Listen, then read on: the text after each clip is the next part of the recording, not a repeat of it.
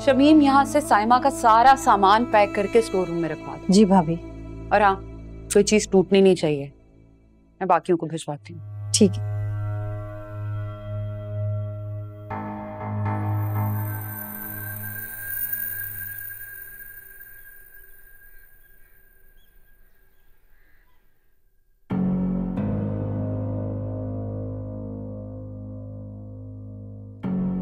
क्या काम है? काम तो कोई नहीं है अभी भी, मगर काम की बात जरूर है। अगर मैं आपको बताऊंगी तो आप मुझे क्या देंगी? काम बताओ। बड़ी भाभी ने छोटी भाभी का सामान कमरे से निकलवा कर स्टोर रूम में रखने को कहा है मुझे।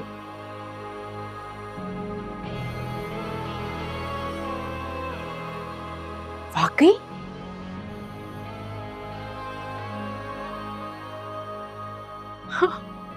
वाह भाई, ये तो कमाल हो गया।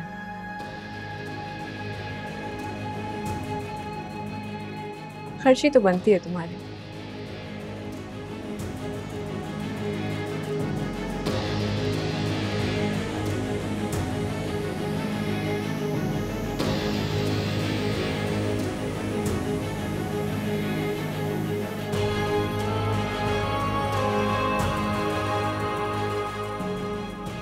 खुश?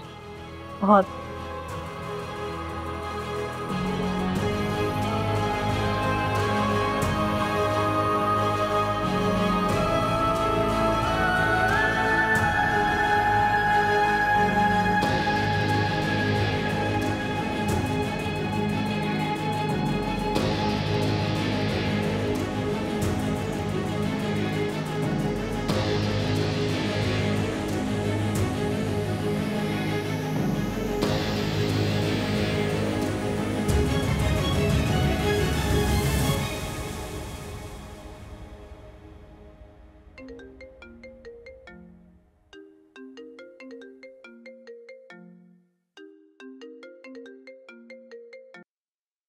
हेलो हया, कैसी हो?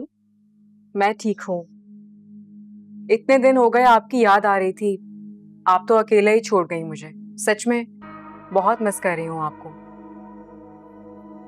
मैं क्या करूं, मैं अपनी खुशी से तो गई नहीं हूँ। घर में हालात ही ऐसे हो गए थे कि मुझे जाना पड़ा।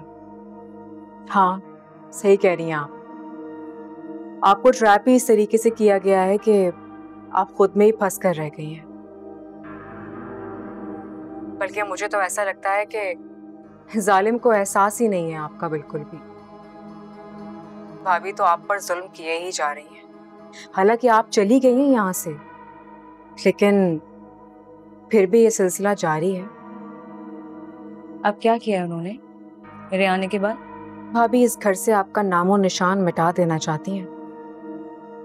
हया, ये क्या कह रही हो तुम? वो कैसे कर सकती हैं ऐसा? हाँ भाभी, मैं तो आपको वही कह रही हूँ जो सब कुछ मैंने देखा और सुना है। अच्छा मुझे बताओ, क्या देखा है तुमने?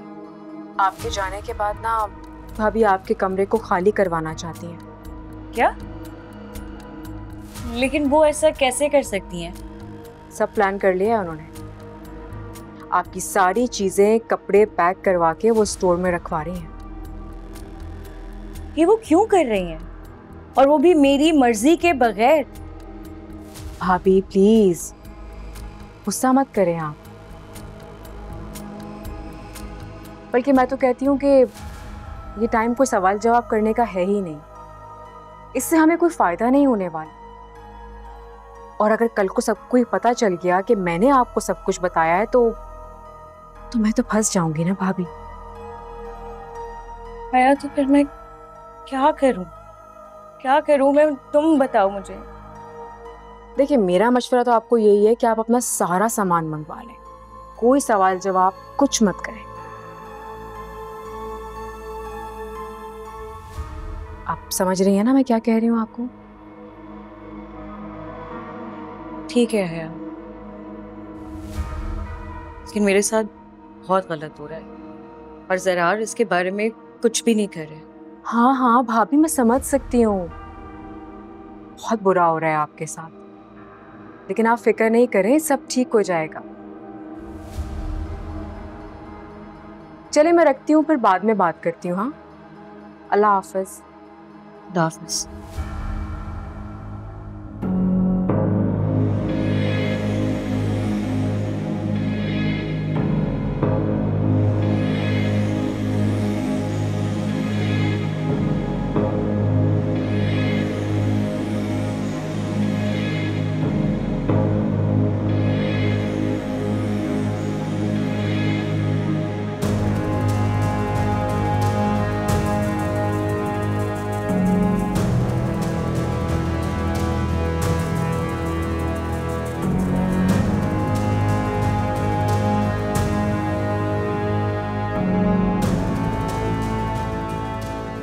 मेरी तो रातों की नींदें उड़ गई हैं। बेटी घर आकर बैठ गई है।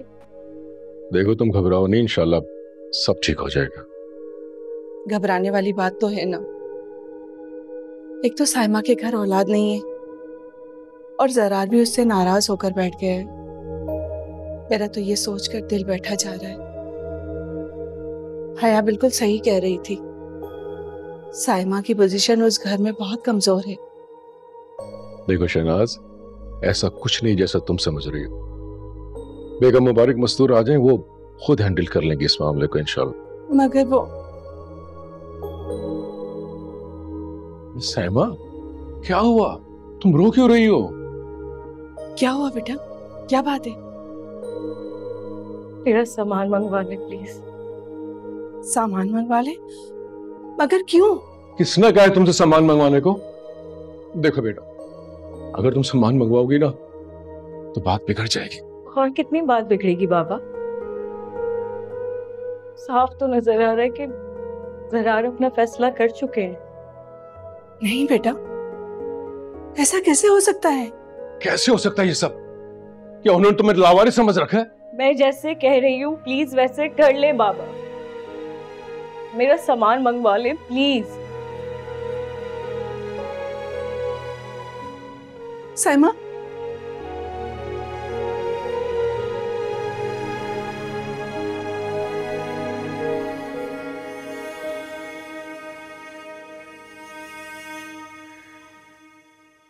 बड़ी भाभी, वो छोटी भाभी के अब्बू आए हैं। वो भी परेशान हो गए होंगे साइमा की वजह से। बात ही करने आए होंगे। आप ऐसा करो कि उन्हें अंदर बिठा दो। भाभी मैंने उनसे कहा था लेकिन उन्होंने मना कर दिया। अरे तो वो हैं कहाँ? भाई साहब वो गेट पे खड़े हुए हैं। चले उन्हें रिसीव करके आए। एक मिनट शमीम, आप अंदर जाएं, मेहमानों को रिसीव करने की तैयारी करें। जाए जी।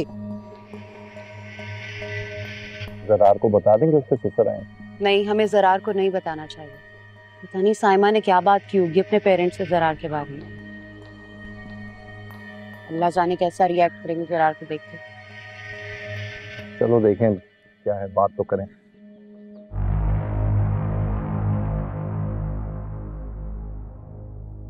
हया बीबी, वो छोटी भाभी के अब्बू आए।